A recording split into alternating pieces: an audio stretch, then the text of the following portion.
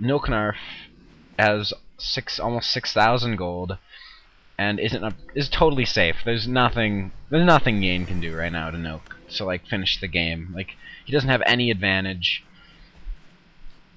Yane has 0 advantage over Nilk, which basically just means that at this point in the game, his expo has not paid off. It has not been worth the trouble.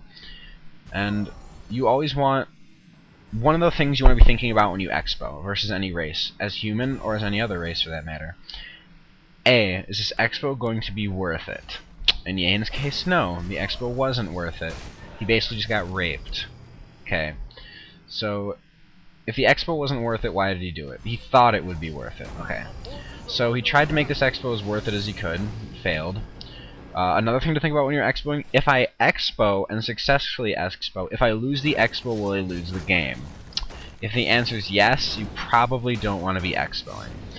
I think those two questions of Yane, like, maybe asked himself, like, they just didn't seem that logical to me to be doing what he was doing. Because, to be totally realistic here, it's basically worse than if you would have just stayed the normal cookie cutter Undead with Panda on this map and just tried to play the game, you know, as standard and tried to compete with Nilk on that level. And if you're gonna, like, and again, that question, if I lose this expo, will I lose the game, is very important. You never ever want to be in a position where this expo is your lifeline. Like, I mean, obviously that's how it ends up sometimes. Like in Human Mirror, if you lose your expo in Breaker Wars, it's a big deal. Like, usually it marks towards the end of the game for that player. However, there's a lot of things you can do as, like, you know, like when it comes right down to it, like making your expo count and keeping it alive. Obviously towers are the insurance so that it can't be killed, etc. But I think you guys know what I'm getting at as far as expoing when you know you can, which is very important. Okay, so now Nilk finally sort of making his move here. He's shooting above 50 food with about 6,000 gold, 5,600. And now that he's getting above 50 food, he's going to go straight to 100 food as fast as he can and make a massive army of griffins and tanks and just go for it. He's going to he did an Invisi pot and ran his MK into the Echoes to start bolting them. And now he's going to run in with his Paladin up here at the top, and he's going to be doing the same thing, so he's basically just going to be multitask harassing with the MK and Paladin as best he can. If you just look at his production buildings, he's at 70 of 78, essentially just massing up tanks and griffins. He probably would have gone for this 100 food army a little bit sooner had he probably would have done, yeah, he probably would have just gone for this a tad bit sooner if he hadn't done an expo, basically, or if Yane hadn't expoed. He would have been able to make this army a little quicker. But I think he just wanted to ensure that he's getting the most of his resources and harassing Yane's the best he could. And also, you want to ensure that when you make a gutsy move like this, going above 100 food, which is exactly what Nilk's going to be doing, you want to make sure that you can win the game pretty quickly afterwards. Because he is on high upkeep now, which means his expos are running at like 4/10 of the efficiency they could be running at still.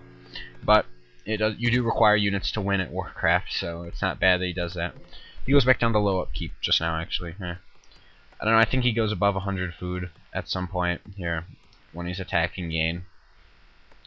So now he has this massive army of griffins and tanks, which is wonderful. And it's basically what he needs right now. He's not too worried about the destroyers and the frosty. Like, Griffin Fire, Bolt Light, probably kill the frost. It's not that big of a deal, it's one frost storm, whatever. The destroyers, mass tanks, pretty much solves the problem. If he would have gone gyros, it would have been a lot harder because, you know, level 5 Panda plus gyrocopters equals like 24 food of dead gyrocopter, which is the last thing you want. And another thing, he's killing off his own peasants, which is an important thing to note. If you look at his main base, he's just basically killing off his own peasants so he can stay so we can make more food for tanks and griffins. Nilk's been shaded a lot this game, which is one of the reasons why I always like to build a couple gyrocopters versus Undead. If you're expecting to have a shade on you, it's, you know, basically one of the lamest things ever. So, you know, why not just, like, build, like, the one food of gyrocopter and, like, not know that your army isn't being stalked by the Undead player. If you look at what's going on, one of the most valuable things about going Griffins is hero focus. Just killed a Death Knight, essentially, not hard at all. Yane took advantage of the temporary loss in the ability to Holy Light and just killed off the MK before it could be lighted again. If you look at what's going on, basically right now it's just Yane's heroes getting focused and tanks ripping the shit out of all the destroyers in the Frost. There really isn't all that much Yane can really do at this point. Just getting all his units focused down one by one, and now tanks are just owning up his base. So yeah, that's a lot. That's basically the strat. Wait till you're 50 food, make 100 food of this while harassing with a Paladin, and, you know, and just go for it.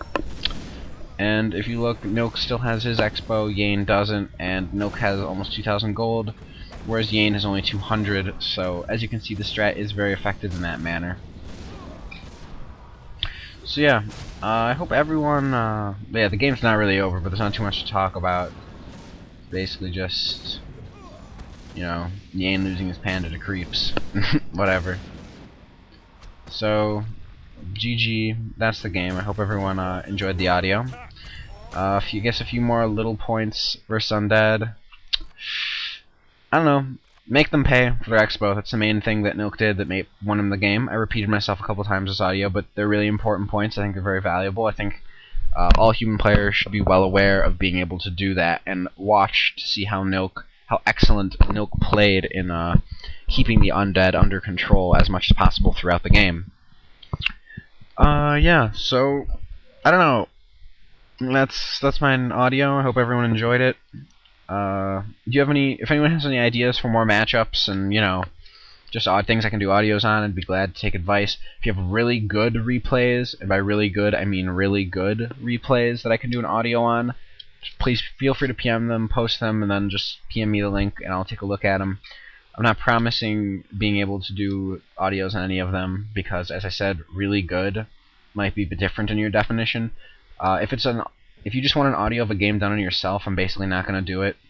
Unless you're really good, like if you're as good as some of the better players on Azeroth, like BPS Acid Rain, and, you know, I don't know, just the players who are better, like Season 5 but not pro. That's basically who I'm looking for. I'm not looking for any like random games of just kids who have like 120 APM and they know how to do like mass tanks. I don't really care at all. It's sort of a waste of my time. Here's 3 shoutouts today. Icons, as he's known on the forums, Hopez, and BPS Acid Rain. They're all from Clan Envy. 3 really great players, great guys. Uber Gosu, Prosu, yeah, it's great. I hope you guys loved your shoutout. Woo. Okay. Other than all that, not really too much left to say. Yeah. If you guys, if anyone wants to have games with me or just like chill, I don't know, hit me up with your vent info or like message me on BNet. My account's just Joseki. It's usually where I am. Yeah. So that's basically all I got for you guys today. Hope everyone enjoyed my audio. This is Joseki signing out.